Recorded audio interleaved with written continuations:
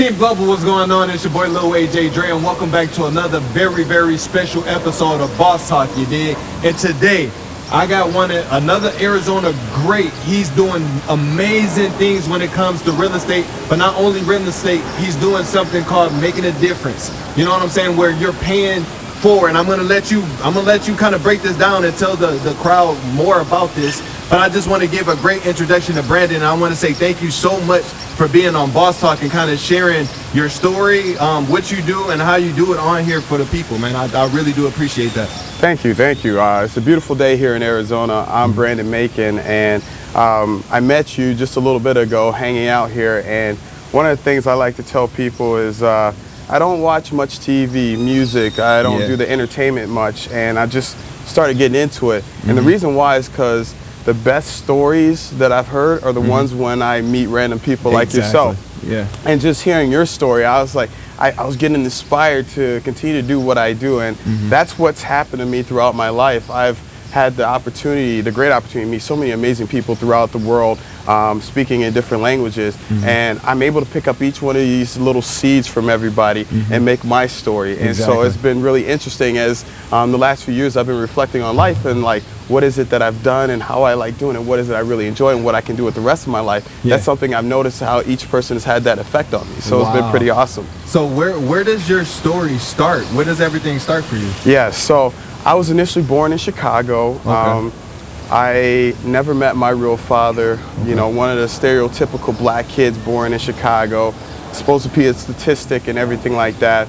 Luckily, I had a very hardworking family. My grandparents were extremely hardworking, had a lot of kids. Were you raised by any entrepreneurs at all, or were they pretty much...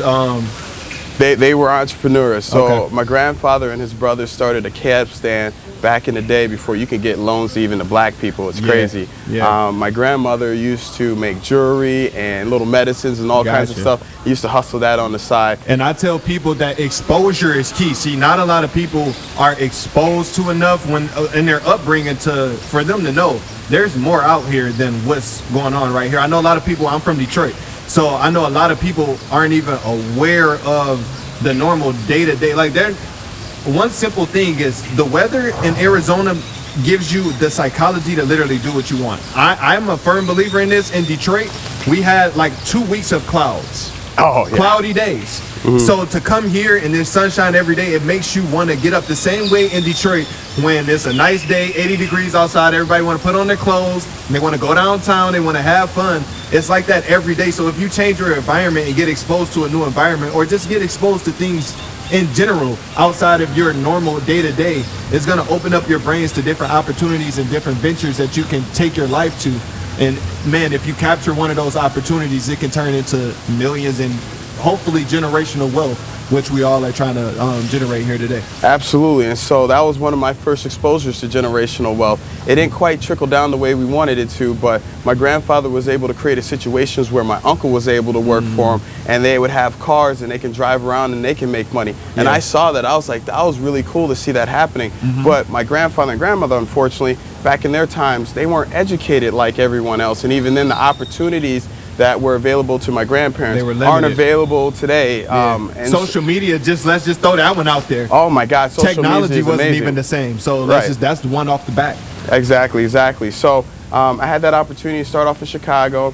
I moved to Minneapolis when I was 4. My stepfather came in, and he knew that where we were growing up, schools weren't that great, and he wanted to give us a better opportunity. And I'm very grateful for the man to be able to do that. He brought us to Minneapolis. It was tough because we weren't close to family, but we had an opportunity to grow and develop a brand new family in Minneapolis. And there are a lot of people that had a whole lot of influence on my life that has helped me learn. From the time I was about 9 years old, I started getting into real estate. I had big brothers, uncles, aunties, and other people starting to buy stuff, and they saw that I was just eager to learn and hustle. Like that, when you're young and you don't have any money, tell me what to do. and guess what? It does sometimes, actually all the time, there's a thing called wholesaling real estate, to where you don't have to have any credit. You don't have to have any knowledge. You just have to have, well, you got to have knowledge, but you have to have hustle. You know, that's the number one thing you have to have, the hustle and the know-how. Once you got that, you can move in real estate at any age. There isn't any age restrictions. Am I correct? No age restrictions. No credit limits, or you don't have to have any certain type of credit to get in.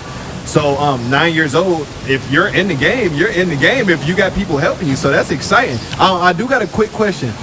I went through a transition moving from Detroit to here, to where I didn't have any family, and this is my first time experiencing that. You went through that moving to Minneapolis very young. Do you recall any mental adjustments that happened or anything like that? I hated every minute of it. I remember very vividly because my cousins were my best friends. They usually are your best friends growing up because you're growing up in the same house. Exactly. And to want to leave them, no, nobody wants to do that. And then I went to a place that was colder than Chicago. The weather is even more miserable possibly than Detroit. And so I'm an outdoors person. Like this is amazing. When you talk about that energy that you get from the sunshine, I wake up, I'm like, what can I accomplish? What can I do? Thank you. And I love it. And so I came here 15 years ago and I absorbed that energy and I was like, I couldn't let go of it. And so I've been going to places like that and I recognize who I am and what gets me out of bed in the morning, what makes me move and really want to shake something. So the opportunities to be here is just amazing. But while I was in Minneapolis, I had met a lot of people who, like I said, really had a great influence on me. They started teaching me at 9 years old. By the time I was 10, 11 years old, I was doing profit and loss sheets, balance sheets. I was understanding that game. Yeah, I was understanding why my brother bought this fourplex. Wow. So he could live in one unit, have a roommate, rent out the other 3 units. Now he's living for free, actually making money, and he's getting equity in the house. And you realize that at 11 years old, or around that 11, 12 years old. Before I hit puberty, I was recognizing these opportunities. Wow. And so I would also do the work. Like he did a lot of renovations, so he showed me how he sees an older house and then he took on that project and made it look very, very nice going forward, and how he was able to make his first moves. And by the time he was done with all that and the first time he did it, I had purchased my first property 10 years later. Between him, my uncles and others, I knew what I needed to know before I graduated college. They gave you the blueprint. The blueprint to own a house. But the thing was, is how do you qualify for it? I didn't have any money. So growing up, you know, I lived with my stepfather and my mom, but we had some challenges when I was a teenager. And by the time I was 15, I was out of the house. A lot of drugs, a lot of abuse, and it wasn't an environment for me. So I ended up moving in with a dear friend of mine who's like my brother, and his mom. You know, I got a whole lot of families, and I'm so grateful for every last one of them that gave me a couch to sleep on. But piece by piece, I had a couch or a bedroom somewhere in there for basically from the end of my freshman year of high school until I graduated. And then I went to college. Most college students don't have any money. How do you do that? But what I learned is that the government was willing to give me student loans, but not a real estate loan. So I said, what can I do to make this work in my favor? So I took the student loans to the max, and I used that to buy my first property before I turned 21. I love it. I love it. That's a great strategy, and it makes so much sense. And I wish that I was exposed to as much as you growing up, because I was in a situation where I had student loans, and if I would have made that one little move right here, I'm 25 now, so no telling where I would have, but it's never too late to start, guys. You know what I'm saying? I was playing college football. I thought I was going to the NFL. God is going to take you through life, and he's going to put you through certain situations. I don't feel bad I feel like I'm a late bloomer in the real estate world and entrepreneur world. It's people who got in 18, 17 years old, and yourself younger than that. And it's okay. Wherever you fit in to your process, understand it's your process, and it's okay. Just get started. That's the only thing you got to focus on. If you're don't worry about, oh, this 18-year-old just made $1 million. I think that's what's going on right now on social media. Is we got 30-year-olds seeing kids my age make a lot of money. You got kids my age seeing 18-year-olds make a lot of money, and we're all getting caught up in everybody else's race instead of focusing on our own race and what we have to do. And if you just focus on your own race, just get started. And he lets you know you could be in college, you can have a lot on your plate, you can be having a lot of things going on. As you said, you was moving out the house a lot of, or you know, was going through transitions. It's a lot of stuff that's going on. So my thing is, it's okay, whatever your story is, we all got a story. Let's just start. You know, let's just stop making any excuses, stop making excuses about our story, and let's just start. Let's just start. And that's what I just wanted to give to them. But keep going, I'm listening. Absolutely. One of the things people are afraid of is fear of failure. They don't see Michael Jordan missing all the shots, LeBron James missing all the shots. They see the championships and the accolades and the followers and all that other stuff. There was so much failure. There were so many different ideas that I had, opportunities that I started that before this actually took off. So people don't understand, you learn so much from failure. And the thing is I don't think about failure that way. It's either you win or you learn. Is it failure or uncomfort? That's a tough one. Do you learn more from you failure? actually learn more of what didn't work and what doesn't work, because people spend all their lives figuring out who they are and what they're good at and what they're trying to do. It's failure is a way to realize that it doesn't work for you. Got you. But you could do something else. Yeah. I was never going to be a famous artist. I just can't draw like that. Yeah. But my brain and my skill sets and my passions allow me to work with numbers in real estate, and I can do that better than most because that's what I love to do every day. LeBron James loves to shoot a basketball every day. Man, I used to as well, but I wasn't 6'8". I wasn't as good. Exactly. But people think and look at LeBron and say, well, I can't do that. You don't need to be that. In the NBA, there's only a handful of players that are great. Well, in real estate, you could be number 50,000 in the world and have a hell of a career. Come on now. You don't have to be number one. And what I was about to, oh man, you touching on so many different things right here. First of all, I gotta let my people know about just the idea of real estate. I don't think they really understand real estate. And really what I like to tell people is, you're in real estate no matter what. You're either gonna be the person paying rent or you're gonna be the person receiving rent. Yep. Regardless, you're gonna be inside of a real estate transaction. If you're an adult, you're inside of a real estate transaction. So now we just gotta, especially people within our culture, we just gotta be a little bit more smart and say, okay, which side of the game do we want to be on? Do we want to be the consumer or do we want to be the boss? And this is why it's Boss Talk. So this is why we want to let y'all know that, look, you can make a few adjustments in your life, and then there's so many different ways you can get started. Like one way that you could get started is wholesaling. You know, and wholesaling is just finding properties undervalued, putting them under contract, and finding a buyer. And once you do that, then you can have enough equity to put into going in as an investor on yourself. Absolutely. You know, so there's ways for you to get into this thing without any capital. Or let's just say you're a regular 9-to-5 type of person.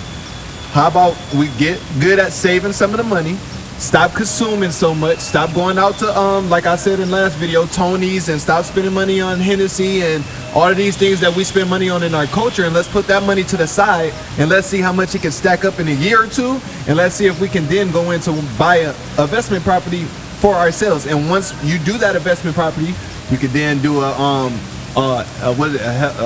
equity loan of credit, a HELOC. How do you say it? HELOC. So you can do a HELOC and then keep going. And it's a process, and you learn it as you keep going, but we got to make this change, and we got to make this shift in our culture to understanding real estate, first of all, and understanding how to capitalize from it. Yeah, so I want to tell you a story. This happened actually 17 years ago. So I just turned 38 last month, and 17 years ago is when I bought my first property. It was a condo. I was living by the University of Minnesota in Minneapolis, and I had this nice apartment with friends, but I was like, I might as well be collecting this rent, because I looked at it and said, even though I'm only paying $400 a month, there's 3 other ones here. We're paying $1,200 for this apartment. I counted how many apartments. I started looking around like, my God. So I said, okay, if I got my first condo and I put 2 of my friends in there and I collected $400, then I basically would walk in there and I'd pay $400. Yeah. I ended up getting $550 from one friend, ended up getting $400 from another friend because he lived out in the living room. So at the end of the day, I was paying what most people would pay for their bar tab to have a place to live. Are y'all hearing this? This is the information that needs to, this is the exposure, and thank you so much for coming on Boss Talk and just giving this information and giving this value to the people, because people don't understand this, and I had to bring myself to a space to where I'm like, oh, they don't get it. Like, they don't get that we're consumers by nature, and we've through generations have become this, and we got to wash this consumer mindset out and realize that guys, there's so much opportunity out here that we're just leaving on the table. You know, ridiculous amount of opportunity. Because what happened then is, because I'm not paying rent like everybody else, I'm able to save that money every month. But what people don't understand is now I got a tax write-off. 2/3 of my place is now written off because I'm living there, but I have other people in there. So now I'm getting tax write-offs. So my rebates are coming back a little bit bigger. But what the beautiful thing is that when I bought my condo, $156,000, 2 years later, it was worth $185,000. I was able to take that home equity line of credit, that HELOC, and it's tax-free. Yeah. Until I actually sell the property, I may realize some tax consequences. But that was all tax-free. So the amount of time it would take for me to make that money was a year at that time. I got it like that. I took that, put it into my next property, immediately flipped it, walked away with $50,000. I was 23 years old when I moved here, and I had 2 investment properties, a nice home. I was living in Old Town Scottsdale, going out, living a life. And by the end of the year, I had moved to Europe to go to grad school. Because you know the game, and you practice the game, and you exercise the game. I was homeless at 18. By 23, I was doing what the hell I wanted to, because real estate paid me to do it. I did not have to work for anybody else at that moment. Just gave me chills. And so many of my friends, so many of my people that I talk to on a day-to-day, when I say it's a blueprint, I'm not here to sell you a course to let you know you can be on the beach and chilling and with your toes in the sand without doing anything. I'm not here to sell you a social media course to just say, well, you can make passive income on social media, but it takes a lot more grind than a lot of people make it seem. I'm letting you know right now, real estate is a way, if you get in and do it the right way, which we explained through this boss talk, you can experience financial freedom. Not only financial freedom, generational wealth after you learn the process and just duplicate, rinse and repeat. And once we rinse and repeat and get confidence, I think that's where the confidence builds, and you can speak to it a little bit more than I can. After you rinse and repeat the process, after the second or third time, you're like, oh, I got this. Yep. Once you learn, I mean, you buy your first property to make a mistake. And the first thing I learned when I bought my condo is I'm not a person that belongs a part of an HOA. That's called a homeowners association. It's the group of all the owners making decisions for the property. And I'm the kind of person that says, I spent a lot of money, over $100,000. I want to make my own decisions. I want to make my own decisions. They did not allow me to. So I knew when I bought my second place, I bought a house. Now I get to make 100% of the decisions. Got you. But then I learned that certain type of houses I buy attract certain type of people. Certain type of people are certain type of problems. Exactly. Then you learn the legal system when you have to go to court against them. All these different things that you learn, but you're making money. You're getting valuable experience while doing this. And who else gonna teach you? They don't teach this in college, guys. You can't go to college and get a degree and learn these things. They're not gonna do that. I was in college, and the professor told me I'm going to work for someone. I remember this. I stopped taking notes and everything, and I had to realize, like, wait, is this a situation where you're not able to do more, and you're telling me I'm not able to do more? Because I have no ambition to work for someone. So how are you telling me with so much certainty that I will? I want to let you guys know the information we're speaking about right now, you're not going to learn it unless you're ready to go out there and fail. Unless you're ready to go out there and take a risk. It takes a risk. All entrepreneurs know it's risk involved. And consumers, they want to purchase things with no risk. There's no risk being a consumer. Actually, there's a risk. Money. You're for sure going to run out of money if you don't do something. That's the biggest risk. So people are constantly trading their time for money, and they recognize that this business is making money on their time. And then they don't figure out what they need to do to be able to take the risk to become that owner. So one of the things, where are we on this level? Can I go, adult talk here? Let's go. Okay, we got adult audience. Yeah. So there's one of his quotes. I love quotes. I've read them all since I was a kid. But one says, procrastination is like masturbation. It feels good till you realize you're fucking yourself. And what does that mean? Say that one more time. Procrastination is like masturbation. It feels good till you realize you're fucking yourself. And what does that mean? I'm 38 years old. By 23, I was living in Europe for 2 years. I got to do what I want. I was homeless at 18. Now I'm a father of 2 beautiful daughters. They're bilingual. Congratulations. They speak German. They travel the globe. They go to Germany every single year to see their grandparents and their uncles and aunties. They go to Arizona, they go to Texas, they go to Atlanta, they go to California. They're all over the place. I was able to change my situation of jumping around from couch to couch and everything like that to giving my kids opportunities I never even dreamed about. Thought of. Real estate was the reason why.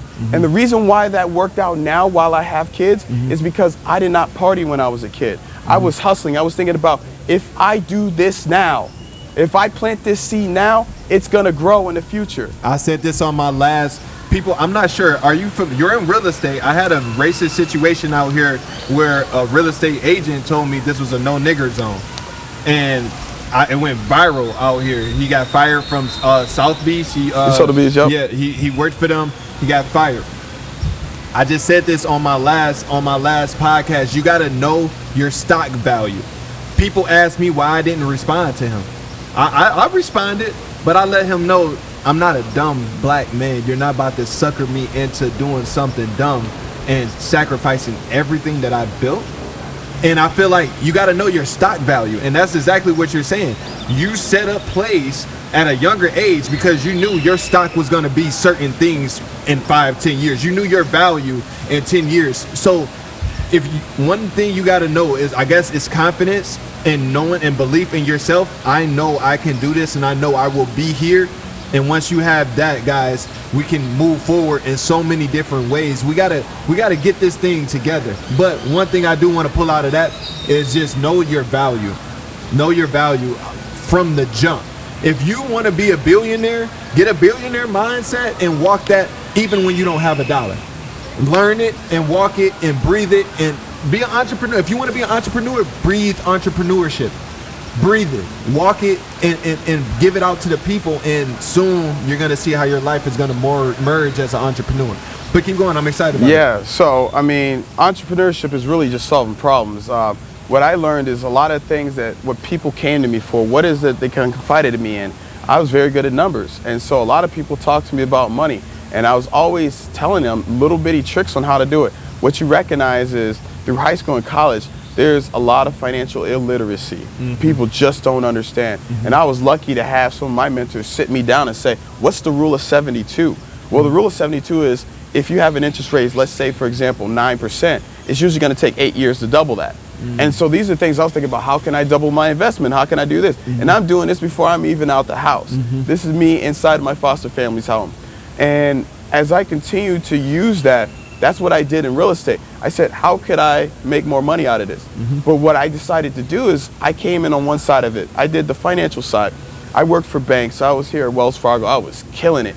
I met so many people, and I was able, like I said, talk to a lot of people about money because that was my background. Right. What eventually happened is I made partners with people where they said, hey, we want you to come in and evaluate stuff for us and help tell us whether or not we need to do this deal. Because you showed them your expertise in numbers. Right. So at this point, I'm being brought in numbers. I'm doing loans. I'm doing all kinds of stuff. So I'm involved in real estate doing all kinds of deals. And I'm literally 23 making enough money sitting back like, what do I want to do? And one of those things that I really look at and said, while I made money, I'm extremely frugal. People are so quick to put that money right back into the system. But that money allowed me to do things that I never thought of doing. Taking time to think who I want to be, how I want to grow. Because what happens is that Hold on. You just said something. How many people ask for a break? Working the 9 to 5, how many people like, I just want to, can it stop? Can we just have a break? Take a sabbatical. He just said it gave him time to think. People take that for granted. It gave him time to be like, hold on, wait. Screw everything that's going on. What do I want to do? What are my next steps? Americans, we don't even get we're drowning so much, we don't even get the opportunity to swim up and just breathe. We don't get the opportunity for that. So he put himself in a situation of where he's not only breathing, what do you call it when you're I'm just skywalking. you're trotting the water, like you're treading. And he's thinking and he's pondering his next steps. Oh, that's such an amazing spot to be in. Yeah. And we are running out of time, but if you could give 2 to 3 things to the audience, to your audience, to the people that's watching, just about financial literacy or anything that you learned from your upbringing that could just bring as much value to them in their next steps going forward, what would those 3 things be? One of the things I always look at is you're always learning, always learning. I don't stop consider learning. myself an expert way back when, but then there's always something changing, new laws, things of that nature. Technologies, that kind of stuff. So I keep up with my friends that do these types of things. I'm listening to them talk about work, and I'm basically getting free education from all the training that they're doing to spit back to me. So you're always learning, you're always reading, you're always absorbing knowledge, because when it comes down to it, you can work really hard from 9 to 5, or you can make a couple right moves and that 9 to 5 is no longer a part of your life. I haven't had to do it for 7 years because I made the right financial moves. No, come on, y'all, hear it, hear it, hear it. And then you just said this inside of your number 1 thing to say. Friend group. Is a friend group a part of, you know, a big step on your exposure just moving forward? Your network is your net worth. Simple as that. What I learned is that I consistently wanted to bring value to everybody. That is my gift to the world. That is my service to everybody else. And then at that point, I was collecting people along the way. Then I found out what their gift was to the world. And then when you keep passing those gifts back and forth, you're connecting an amazing web.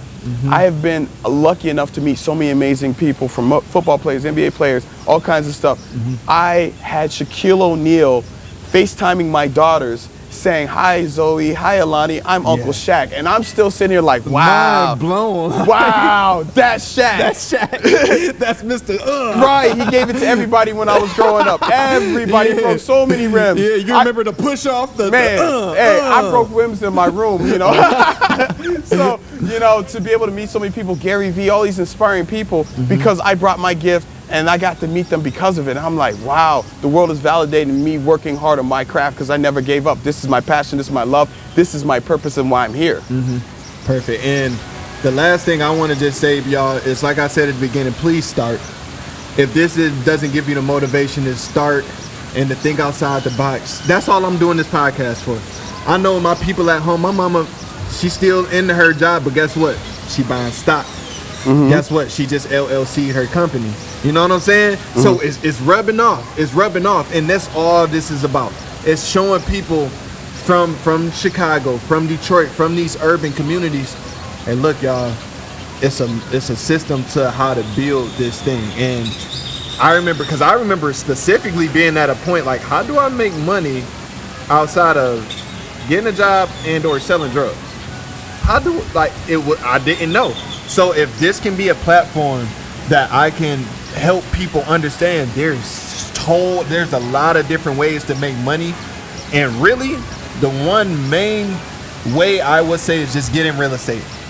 You don't need credit, you don't need to be a certain age, you just need hustle, you need grind, and you need ambition. And this, like you said, a few decisions can change the course of your life, you know. So can I take 2 more minutes? We have to. Definitely, let's go. Okay, so one of the things I want to tell them a little story about how that exactly works.